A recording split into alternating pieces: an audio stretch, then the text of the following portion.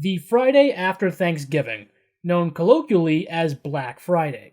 A magical time of the year in which stores all across America mark down their prices. For many Americans who may not be able to afford things at full price, Black Friday is when most of, if not all, their Christmas shopping is done. Ergo, Black Friday is arguably just as much as part of the holiday as pine trees and eggnog. There's just one problem. Black Friday, due to so many people descending on one place all at once, happens to be a giant magnet for some of the worst human behavior possible. It's sincerely not uncommon to hear stories of people getting trampled, stabbed, or even shot while participating. It's frankly revealing that Saturday Night Live thought a sketch about a store advertising a 12-minute madness sale starting at 4 a.m., with people already camped out outside in a tailgate sponsored by the alcoholic energy drink Four Loko, wherein the store has gotten rid of its security guards to fit more people, and is now offering free box cutters, isn't honestly that far off from the real thing. I'm ready to do whatever it takes to get the 12 by 12 finished in the flesh since scrap fucking kid. I will get the 12 by 12 finished in the flesh since scrap fucking kid. Just do right. Whoa, what a day for shopping! But that does take us to South Park's Black Friday trilogy. If you've never seen the show, South Park is interesting in that what's depicted on the show is typically a reflection of reality, only needing to be kicked up a couple of notches for the sake of comedy.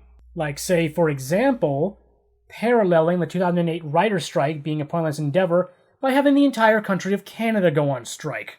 And people sure didn't need to be reminded of how that went, do they? In this case, South Park is equating the violence of Black Friday with the violence of one of the most popular shows of the time, Game of Thrones. The trilogy starts with the kids of South Park A learning Black Friday exists, and that B, the South Park Mall, is offering a deal in which every item is being marked down 80% for the first 20 customers.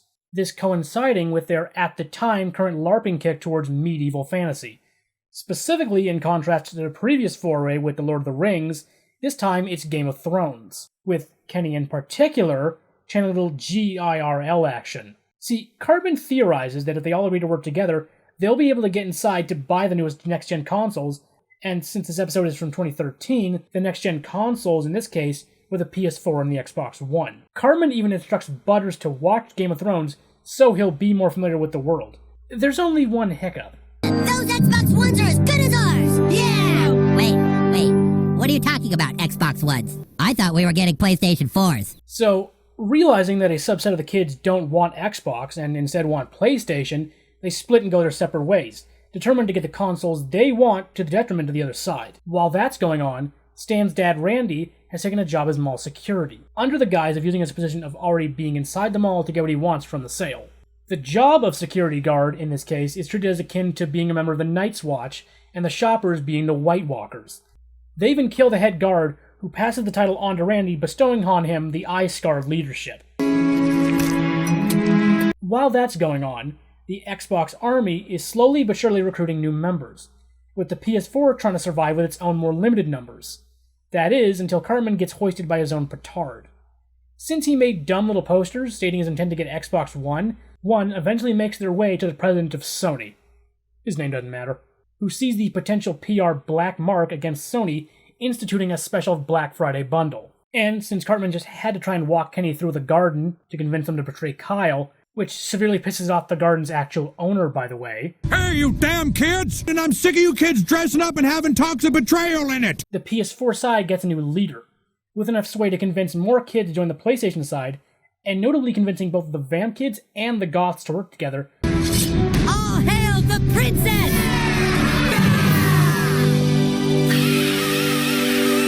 Into the next episode.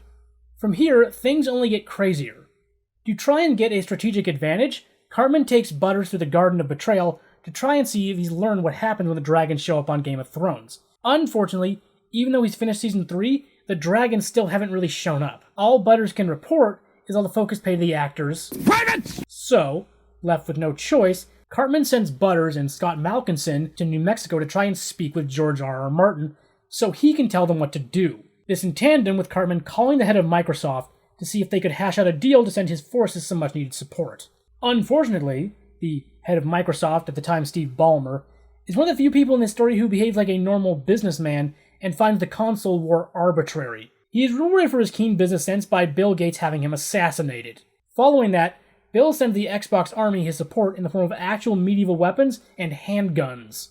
He also brokers a deal with the South Park news team, on the basis that broadcasting that level of violence is good for their ratings, with their on-the-location reporter threatening the in-studio co-anchors with tattling on their under-the-sheets escapades. And it's a Game of Thrones parody, so what do you think is wrong with them doing that? Tom and Tammy Thompson, Colorado's top-rated brother-sister news team. Meanwhile, Butters and Scott have actually made it to New Mexico, and George promises to tell them what'll happen when the dragons finally arrive.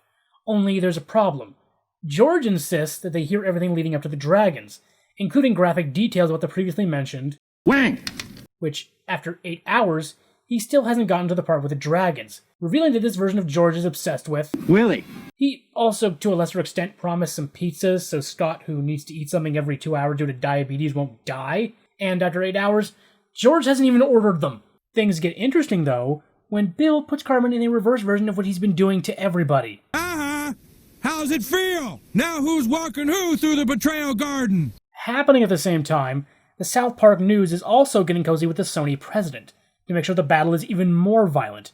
And for their contribution to making the PS4 army more of a threat, they bestow an item of great power onto them, turning Kenny into a very different kind of princess.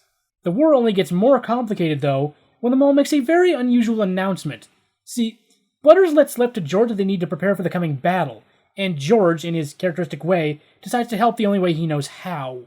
In an effort to make sure everyone is prepared, the mall has decided to push Black Friday by 1 week.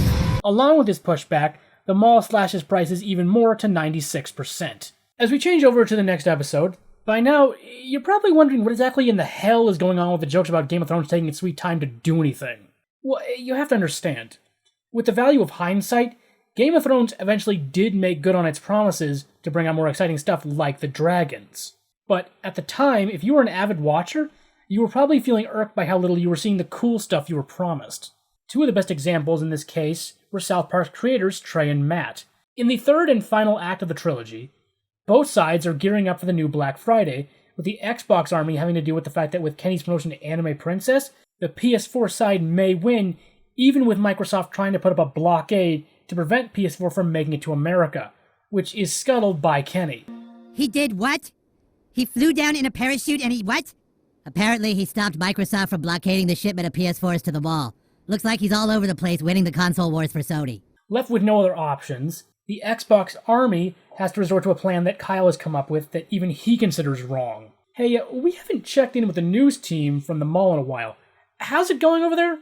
Joining me now is Rick Telmore, who's been out here for 6 days, and your 5-year-old son was eaten, is that correct? Yes, that's right. We had to eat him. Well, I guess there is nothing more wintry and festive than succumbing to a Wendigo psychosis, I guess. Meanwhile, in the PS4 camp, Stan is laying out what he believes to be their best strategy to get into the mall, abusing the Red Robin attached to the mall with an in-mall door. All they have to do is get in there, then they can circumvent the wall of people out front. The problem is they don't know how to do that. Just then, the Xbox army arriving at their camp. On behalf of the Xbox Fighters of Dawn, we hereby lay down our arms. We give up, okay?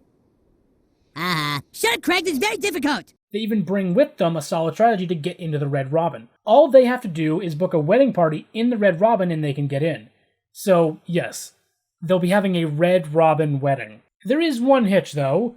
Cartman just had to walk through that garden again, and guess who reveals what the Xbox Army's real plan is? He's lying to you! They're just acting like they've given up, but it's a double bluff. They're gonna betray you at the Red Robin wedding. He got the idea watching Game of Thrones. And now, since Stan knows too much, Cartman has no choice but to frame Stan for defecating in the garden, getting him grounded. Meanwhile, George arrives to signal the mall opening for Black Friday. He would have got there sooner, but he insisted on riding on horseback, due to their special trait of having large Johnson. Making a complete meal of cutting the ribbon by refusing to stop talking about his Wiener? At the same time, Randy is dedicated to making sure nobody dies, with some minor wiggle room. Well, for the watch, I guess. After the shoppers inevitably get sick of George talking about his Woody Harrelson? they cut his off. For the record, George has seen the episode and has only noted that he's more into So with the shoppers now charging into the store and, unsurprisingly, killing one another over the deals. By the way, this stock footage you're seeing right now is both real and a part of the episode. At the same time, after all the kids start betraying one another, because, Red Wedding, Stan, having escaped his grounding, demands restitution for Microsoft and Sony's pitting them against each other, and he decides the only proper course of action is to have Bill Gates and the Sony president fight each other to decide which console they'll buy. With Bill Gates beating the cuss of the Sony president, he wins the console battle, but with the value of hindsight, you better believe Xbox lost the actual console war. Regardless, to get Xbox the go. Later that day, all the boys are gathered around to play Xbox, but after seeing Bill Gates bash a man's head in, they're just not feeling it. And quite honestly, the war they'd all been having to prepare to get consoles was a lot of actual fun. And ironically, since they were all so busy planning for the battle, they hadn't even played video games in several weeks. So they just kind of throw up their hands and decide they'd rather just keep playing outside. Now, who needs video games when all they really need is a stick, right? And then it's revealed what this trilogy of episodes was a prequel to. The South Park video game, coming to stores soon.